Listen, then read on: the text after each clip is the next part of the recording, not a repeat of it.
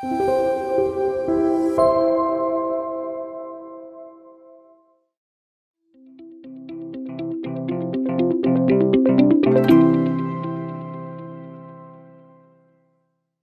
안녕하세요. 한국농업신문의 이은혜 기자입니다. 한국농업신문에서는 지난 여름 약 2달이 넘는 시간 동안 건강밥상을 위한 벽시의 변신, 토종벽시 5,000년 한민족의 밥맛이라는 주제로 기획 취재를 진행했는데요. 오늘은 취재 내용을 함께 살펴보고 기자들의 취재 후기를 듣는 시간을 마련했습니다. 먼저 각자 자기소개 한 번씩 부탁드립니다. 네, 안녕하세요. 한국농업신문 최정민 기자입니다. 예, 안녕하세요. 저는 한국농업신문의 김웅종 기자라고 합니다. 네, 먼저 그러면 최정민 부장님께서 이번 기획 취재의 목적에 대해서 잠깐 설명해 주실까요? 최근 토종벽시, 토종이라는 단어가 이제 키워드로 많이들 인식이 되고 있는데요. 이번 저희 한국농업신문에서는 2003년 충북 청주시 소로리에서 발견된 벽시, 그러니까 1만 5천 년 전에 이제 탄생된, 기록된 그 벽시를 중심으로 이제 토종벽시에 관한 이야기를 풀어나고자 합니다. 우리나라의 쌀문화는 지금까지는 단순히 먹는 밥으로서의 역할을 많이 했는데 그 외에 이제 오랜 역사를 가지고 있고 문화를 담고 있다. 그리고 이러한 토종벽시가 현재 많이 사라지고 있는 가운데서 토종벽시의 역사, 문화, 기능 이런 다양한 부분들을 한번 살펴보고자 했습니다. 일제강점기 이후 토종벽시는 사라졌고 이제 일본 중심의 고품질 쌀이라고 인식되고 있는 아키바레 그리고 히토메보레, 고시히카리 등의 일본 벼 품종들이 고품질, 고급 품종으로 인식이 되어 지금 많은 소비자들에게 소개되고 있는데요. 잊혀진 토종벽시를 재배하는 사람들을 찾아서 우리 벽시의 다양성을 발굴하고 최근 국산 벼 품종으로 일본 품종을 대체하는 움직임을 취재해 국내 벼 품종과 토종 벽시를 생산하는 생산자와 소비자에게 다양한 정보를 전달하고자 기획을 했습니다. 네, 저도 사실 농업 전문지 기자로 일하고는 있지만 사실 토종벽시에 대한 관심이 많이 없었던 건 사실인데요. 그래서 그런지 주제 자체가 참 참신하네요. 네, 맞습니다. 말씀대로 그 토종 종자에 대한 관심이 많이 없었던 것이 사실이고 최근에서야 이제 건강이라든지 기능성을 이제 토종에서 밝혀지면서 관심이 조금씩 늘어나고 있는 것 같습니다. 이런 상황에서 이제 더군다나 토종에 대한 이제 취재는 더 없었던 게 사실이고요. 그래서 저희 한국농업신문에서는 토종 종자랑 토종 벽시에 대해서 좀 구체적으로 더 자세히 알아보고 토종을 재배하는 농가를 집중 취재하고 이제 그를 소비하는 소비자를 한번 찾아보기 위해서 이렇게 기획 취재를 준비하게 됐습니다. 그래서 이번 취재에서는 토종을 찾는 소비자에게 토종 종자와 토종 벽시에 대해서 좀 자세히 알리고 이제 토종을 생산하고 싶어 하시는 이제 농가들에게도 토종에 대한 정보를 안내해주고자 이렇게 또 기사를 만들게 됐습니다. 사실 최근까지 일본 제품에 대한 불매운동이 있었습니다. 농촌에서는 더 일찍부터 이런 불매운동하는 경향이 있었는데요. 한 가지 예로는 농촌에서는 지금 아까 전에 부장님께서 말씀해 주신 아키바레나 고시히카리나 히토메보레 같은 이런 일본에서 건너온 외래 품종을 재배하는 일을 점점 줄여나가고 있습니다. 그러나 아직도 외래 품종이 이제 국산 품종으로 전체 다 대체되지는 못하고 있는데요. 그래서 이번 토종과 토종 벽시에 대한 기획 취재로 이런 것을 우리 것을 더 자세히 알리고 앞으로 더 널리 쓰이게 하는 계기가 되기를 바라는 마음입니다. 네, 그렇습니다. 그래서 저희가 3명이 각자 다 다른 회차에 각자 취재를 했는데요.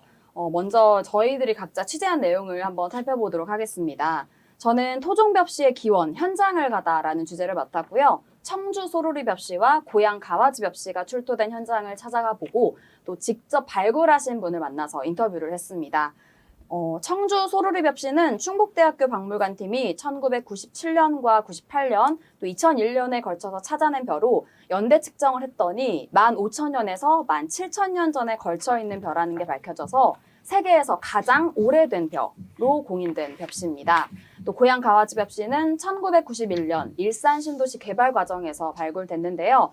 이 벽시는 5020년 전의 벽시로 확인이 됐고 우리나라의 최초 재배벼, 그러니까 우리가 지금 먹는 벼의 시작이라고 할 수 있겠습니다.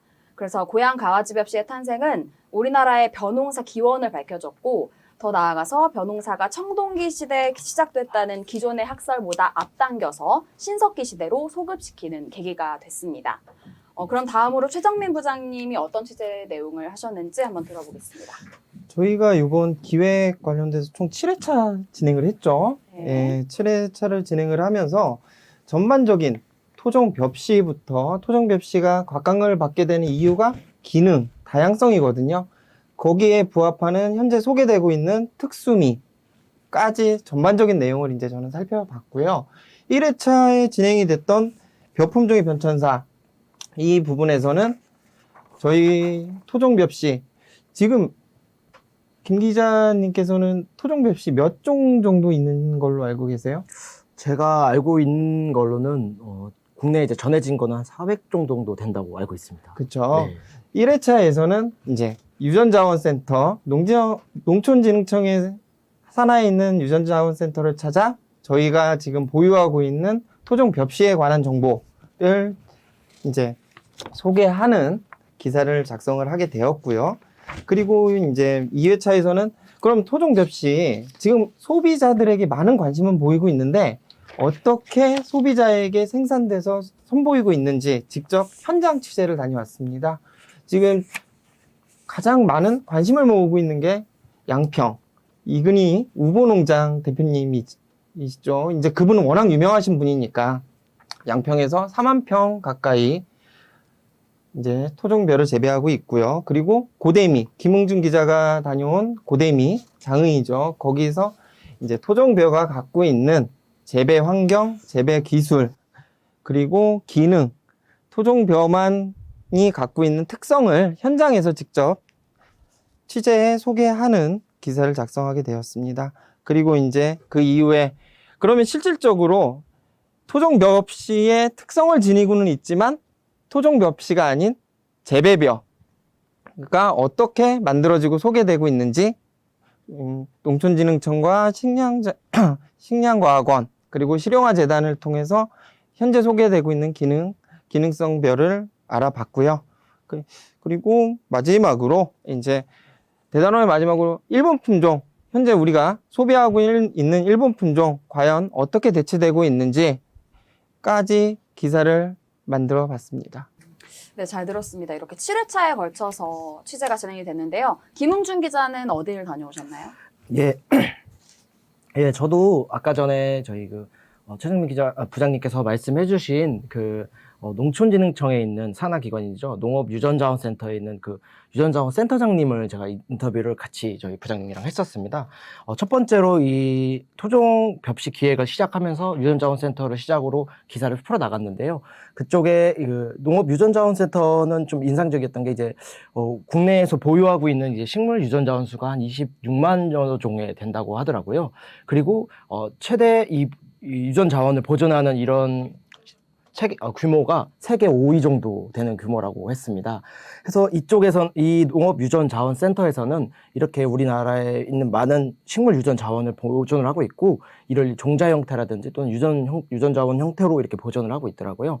그리고 또 최근에는 유전자원센터에서도 토종에 대한 관심이 많이 늘어난 것으로 보이고 이제 토종에 대한 연구라든지 토종에 대한 심포지엄 이런 것들을 크게 계획을 하고 있다고 좀 전해 들었습니다. 그리고 그 다음으로 저는 실제 토종 종자를 생산하시는 생산 농가를 다녀왔습니다. 아까 부장님께서도 소개를 해주셨는데 전남 장흥에 있는 그 농부이신데 고대미를 생산하시는 농부를 제가 농민 한 분을 만나서 그 고대미를 어떻게 생산하고 계시는지 또는 또 고대미를 생산하는 과정에 대해서 좀 얘기를 들었습니다. 아마 인터넷에서 검색을 하시면 고대미라는 제품을 쉽게 확인하실 수 있는데 이게 상당히 좀 비싼 종자입니다. 쌀인데요. 쌀인데 이게 다른 일반 벼보다는 좀 비싸게 팔리고 되는데 그만큼 또 기능성이 또 확실히 다양하고 이 토종이라는 그런 가치가 있는 제품으로서 좀 인기가 좀 많은 것 같더라고요. 그리고 제가 마지막으로 취재를 다녀왔던 것은 이 토종을 직접 이렇게 먹고 이렇게 소비하고 계시는 소비처를 좀 다녀왔습니다. 전남 강진에 있는 곳인데요. 전남 강진에서 토종 농산물로만 음식을 만들어서 손님에게 대접을 하고 있는 토종 가배울이라는 토종 한식당을 다녀왔습니다. 이쪽에서는 연잎밥이라든지 들깨탕 이렇게 대표적인 메뉴가 몇 가지가 있었는데요. 그 메뉴들이 대부분 다 토종 종자를 사용한, 토종 농산물을 사용한 음식이어서 또 그 가치가 좀 남다르고 좀 인상 깊었습니다. 예. 네, 이렇게 그야말로 전국 팔도를 다 돌면서 토종 벽시를 취재한 그간의 과정을 좀 돌아봤습니다. 그래서 그런지 취재 과정에서도 여러 가지 일들이 많았을 것 같은데요. 각자 기억에 남는 취재 후기나 에피소드가 있다면 좀 들려주시는 게 어떨까요?